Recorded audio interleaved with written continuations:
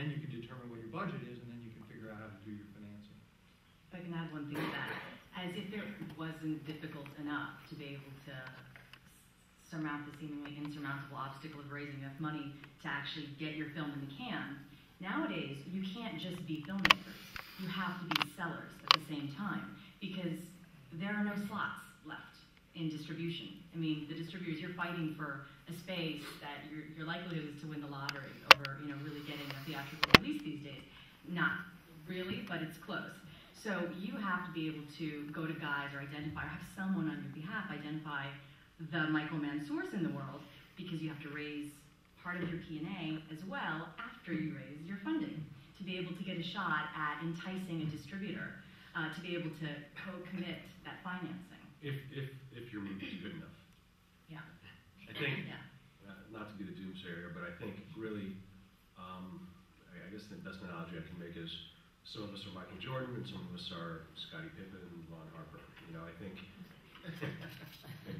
maybe Kobe Bryant is a more, but even Lamar, we're missing the game right now. But anyway, some of us are all stars and some of us are role players, and that's true for your script. And I think I'm so often confused by filmmakers, producers who come to me with a script and say, "Oh yeah, like Bianca was saying, this is a $12 million film. Why? Because you said so?" I don't understand that. Nowadays you have to make your movie for as little money as possible. Period. It's the best thing you can do for your investors. It's the best thing you can do for your film. Know what kind of project you have. Know what kind of script you have. Whether it's completed. Don't rush it.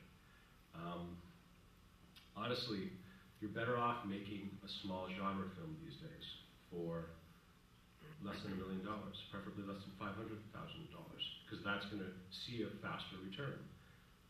The studios are releasing less and less films. They're acquiring fewer films as well. You would think that they would actually be acquiring more. They're not, because, for example, like Paramount is struggling to release their own films. Why are they going to have money to release someone else's films? They did pretty well on Paranormal Activity. Well, that was by accident, but yes. Yeah, that's what you call luck, and sometimes that does play into it's become a little more liquid as a result of the last month, but still, it's the point is if you're an independent producer, you're going to sell your movie to, if it's a genre film, for example, for less than 6 figures these days to the domestic world. So that means that the foreign person is going to have to go out and find the rest of the money. If your film is a genre film, it's not necessarily going to return as well as a family film. So there's a lot of contributing factors that should go into the choices that you guys make. I make the analogy often when I speak to producers.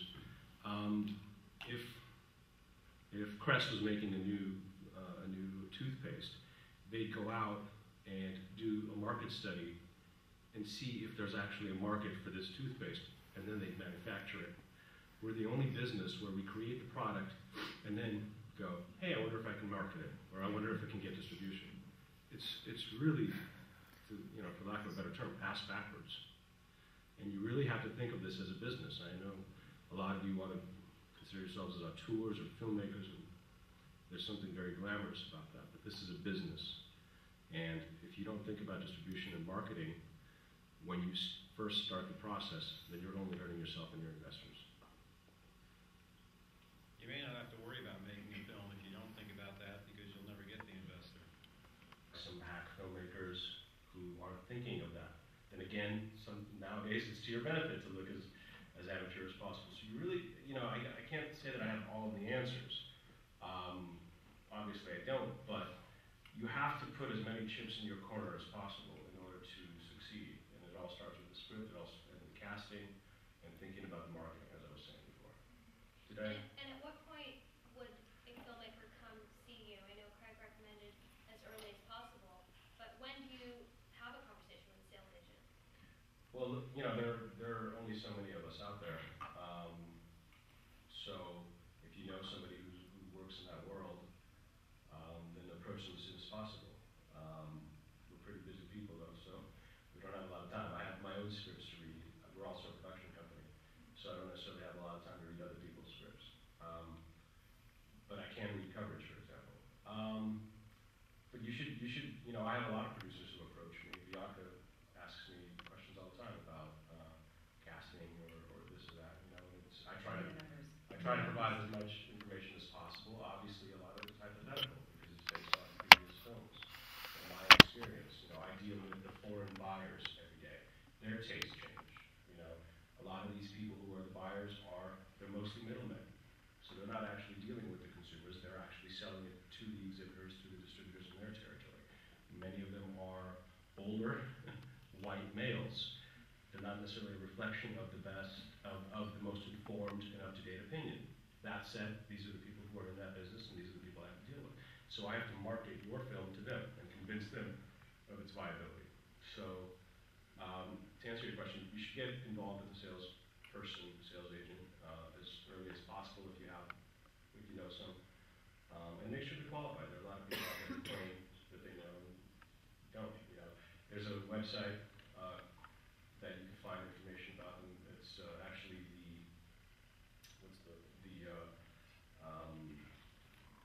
it's actually a body that represents a lot of sales agent and production companies. It's called IFTA. So you can find a lot of sales agents information online there at ifta.org, I believe, or ifta-online.org. They make it as difficult as possible. Stands for the Independent Film and Television Alliance. They were the ones who, for example, they just put on the market that ended last week in Santa Monica, called the AFM. So they're that governing body. One of the things that I see a lot is guys will come to us with packages.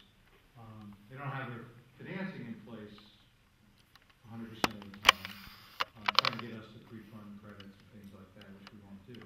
But they'll have attached to their film an actor. And one of the questions I always ask is, well, have you spoken to a foreign sales agent? Because that's where you get your pre-sales to find out if that actor has any value overseas. And they'll come back to me after they've talked to a foreign sales agent and find out the guy has no value whatsoever. Most of the people you think have value have no value. Right. And so that's something that you have to be cognizant of, because your best friend may be Richard Gere, but Richard Gere may have no value whatsoever, just using Richard Gere, overseas or domestically. And so you think you've got something that's tangible that you can go right on, and you won't be able to get any foreign sales out of it. So you have to be aware of that also. The fine line between the creative and the business end. Unfortunately, we all like to put the best actor we see in the film, and you do have to make concessions sometimes. And it's probably the most difficult thing to do when making a movie, because if you're the writer, you have somebody in mind, and you see somebody, or you've even written a role to that particular actor. But it is so important that you know what you're doing at the very beginning and that you have a game plan. See, I think that goes to P&A, because what happens is, if you look at a studio, for example, and we finance a lot of studio credits, studio can pick any actor they want to be in their movie because they have domestic distribution and foreign distribution, and they put up all the P&A. So they can spend tons of money promoting this movie to see if they can get people, to drive people to the theaters. But if you're an independent filmmaker, and now you've got a P&A fund that's going to put up the P&A money, they want to know that you've done all your homework to make sure that you can get people to come to the theaters. So it's very important from that standpoint to, again, work closely with your casting people, work closely with your foreign sales agent, because those two need to coordinate. Because casting may say, yeah, this is a great guy for this. I think these 5 people will be perfect for this part. Foreign sales will say, yeah, but that guy has no value, that guy has no value, that guy has no value. That guy's got some value. Story of my life. So, it's those kinds of things that you need to weigh out. So, And it changes every day. it does. That's Brad so frustrating. Pitt is a thing of the past. No, I'm joking.